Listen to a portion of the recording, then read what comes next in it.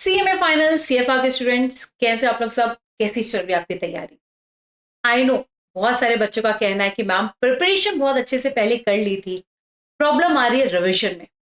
आपने जो प्लानर दिया था ना, most effective way of revising CFR, first revision, second revision, third revision, test series, ये हम फॉलो नहीं कर पाए।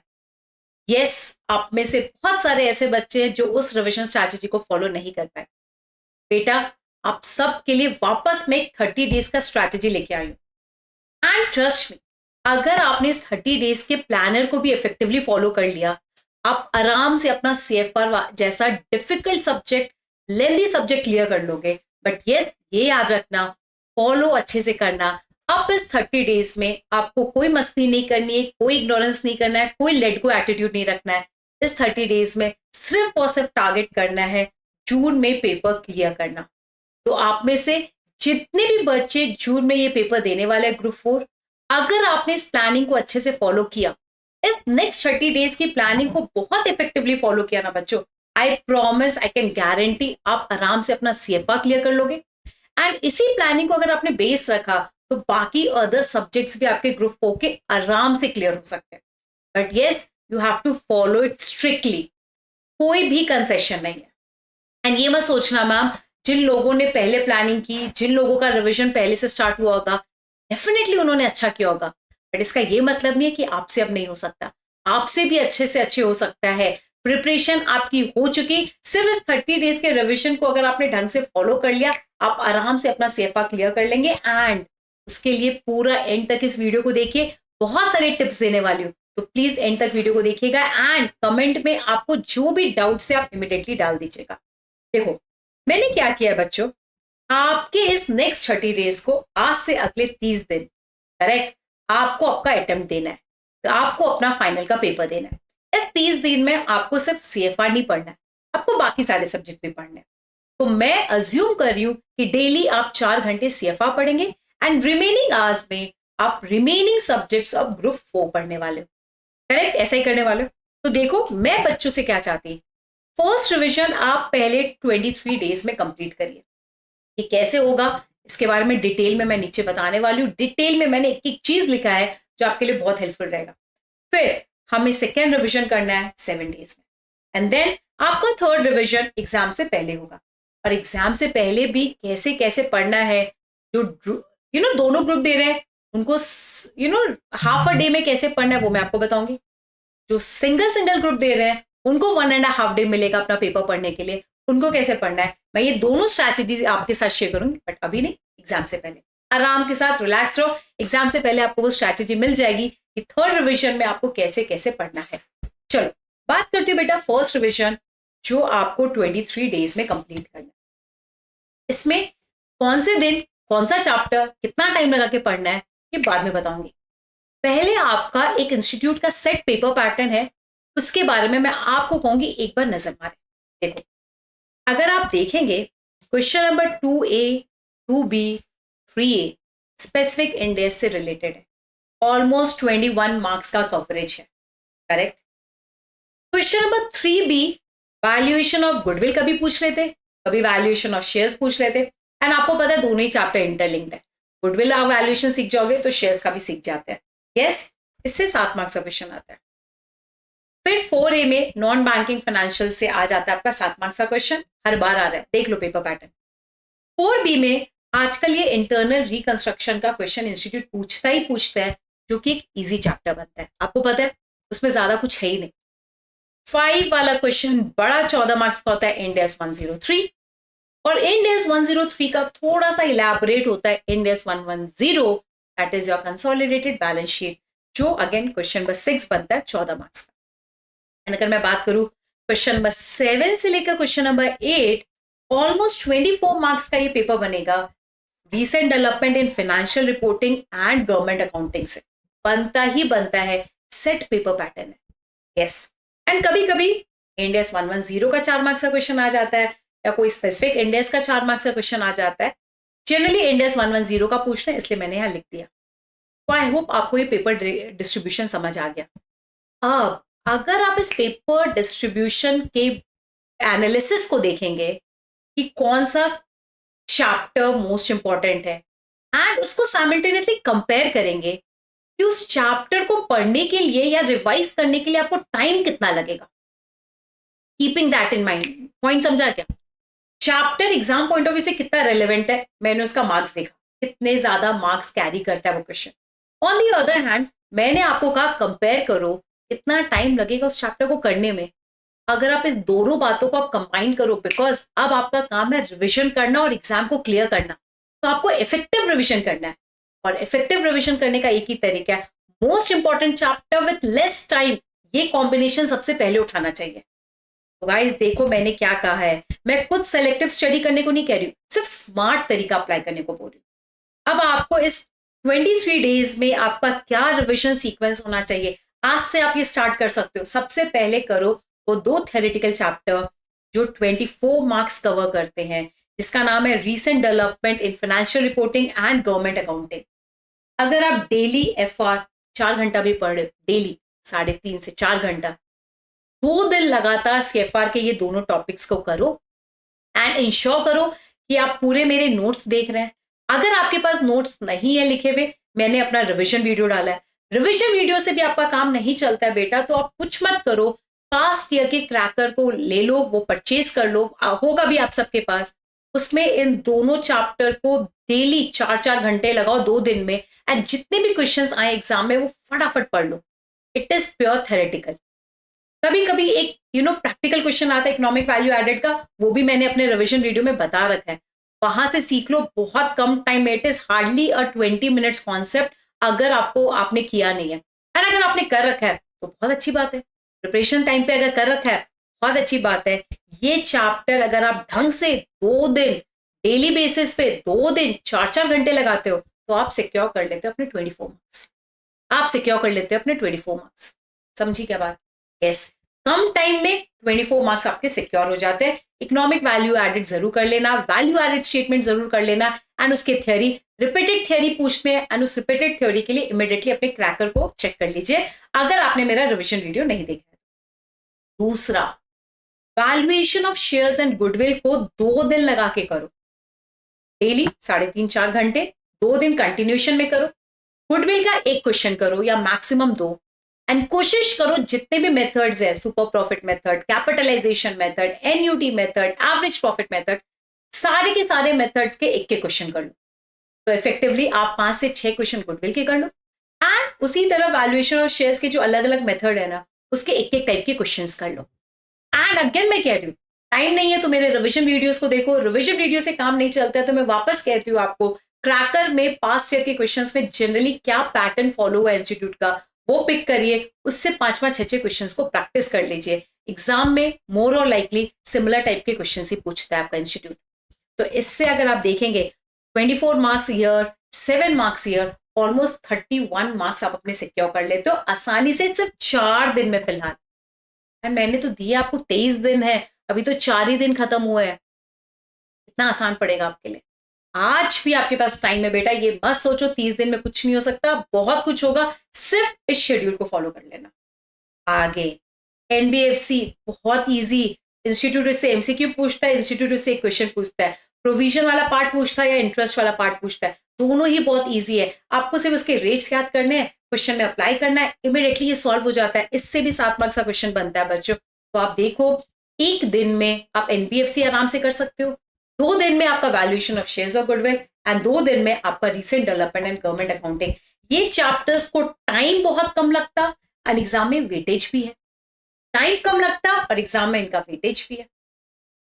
फिर इंटरनल रिकंस्ट्रक्शन, आई नो आप सबको ये पता है, सेम पैटर्न के क्वेश्चंस होते हैं, गुडविल, ये सारी जितनी भी बातें उसमें होती है इंटरनल रिकंस्ट्रक्शन में, सारे एडजस्टमेंट्स कितने सिमिलर होते हैं, सब कुछ वेरी मच कॉमन। तो इंटरनल रिकंस्ट्रक्शन 1 दिन में आराम से होगा, एंड इसके 3-4 बड़े क्वेश्चंस कर लो, मोर देन इनफ है।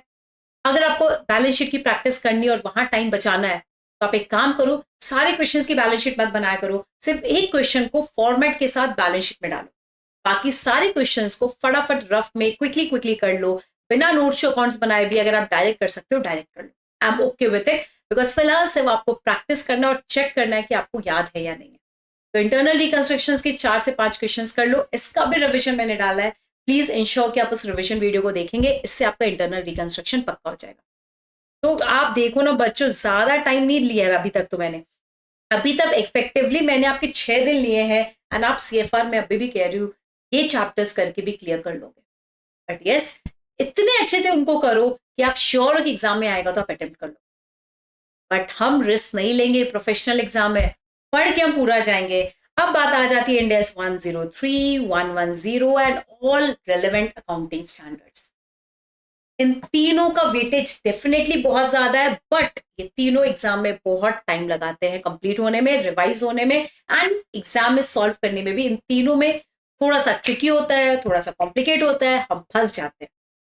बच्चों इसका सॉल्यूशन सुनेंगे। इंड AS 103 कंप्लीट रिवीजन डाल रखा है, इंड AS 110 का रिवीजन डाल रखा है, स्पेसिफिक इंड AS का रिवीजन डाल रखा है, क्वेश्चन प्रैक्टिस डाल रखा है।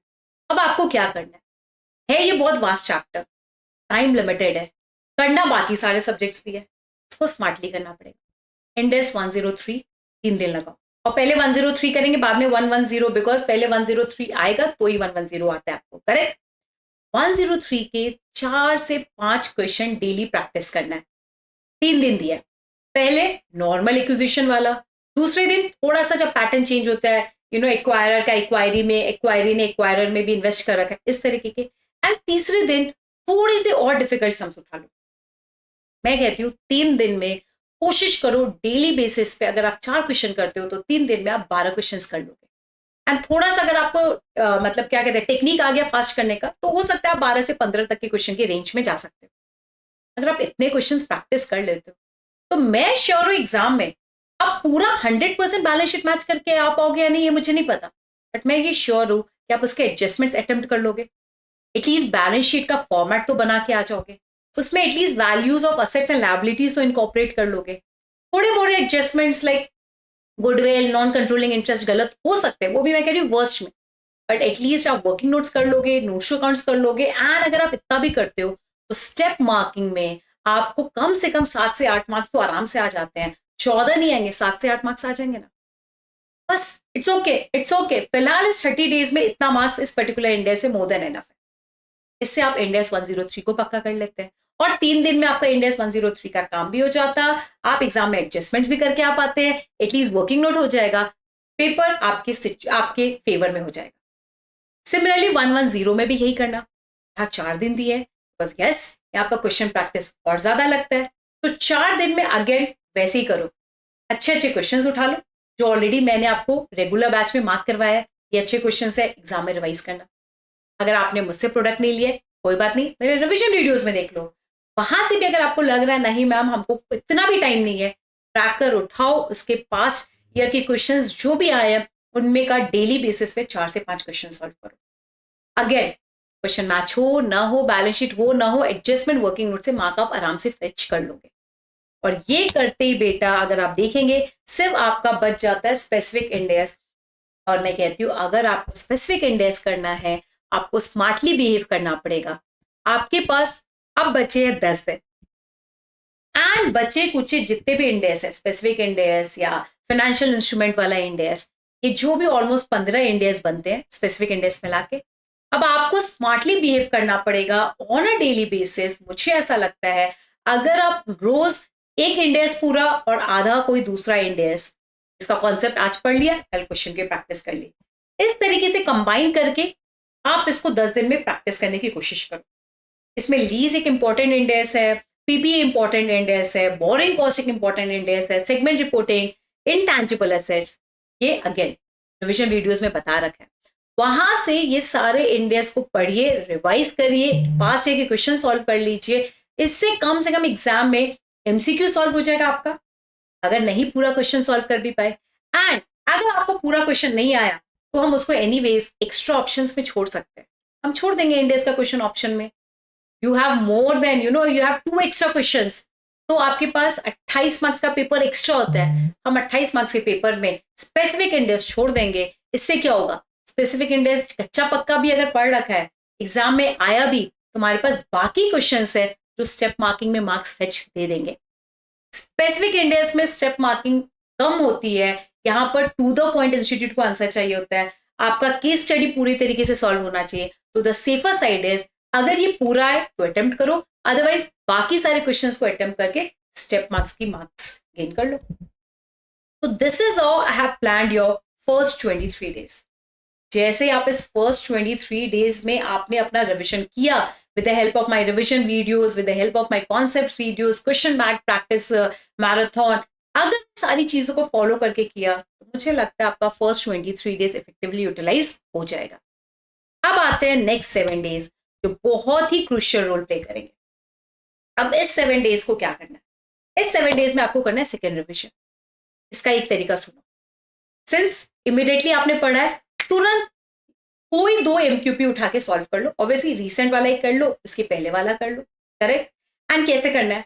3 घंटा लगा के उसको पूरा सॉल्व करना है, 3 से 4 घंटा मान लो।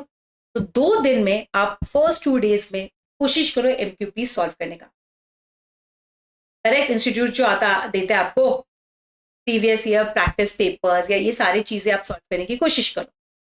वंस यू सॉल्व इट, वापस एक काम करो, 2 दिन लगा के MCQ सॉल्व करो जितना पॉसिबल है। अभी MCQs कहाँ से सॉल्व करेंगे? इसका भी बेटा मैंने वीडियोस डाल रखे हैं जहां पर मैंने सेक्शन वाइज सारे के सारे MCQs आपसे सॉल्व करवाए हैं। सेक्शन ए स्पेसिफिक इंडेक्स का, सेक्शन बी, सेक्शन सी, सारे के सारे सेक्शन का MCQ सॉल्व कर रहा है। आप मेरे MCQ वीडियोस भी देख लेंगे ना, तो आपका MCQ रिवाइज हो जाएगा। उसके अलावा अगर टाइम परमिट्स तो कॉन्सेप्ट्स जो भी आपके डिफिकल्ट रहे, ट्रिकी रहे, जो आपको फर्स्ट रिविजन में लगा कि यहां पर मैं फंसा था, उसको फटाफट रिवाइज कर लीजिए। तो all tricky concepts and MCQs की मैक्सिमम प्रैक्टिस करनी है ये 2 दिन में। एंड बचे हुए जो 3 दिन है, ये 3 दिन में कोशिश करो प्रीवियस ईयर का क्वेश्चन पेपर सॉल्व करने का।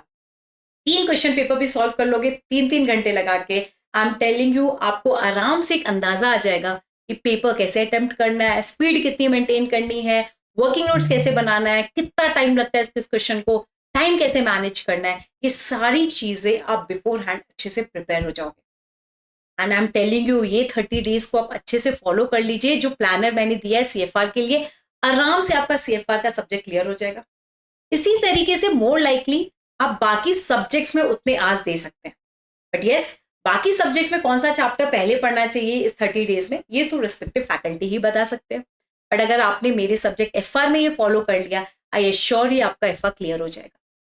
एंड एग्जाम से पहले आपको 1.5 डेज या हाफ डेज की स्ट्रैटेजी आराम से मिल जाएगी। उसके लिए आप टेंशन मत लो, आपके एग्जाम्स के पहले हम आपको वो रिस्पेक्टिव वीडियोस दे देंगे।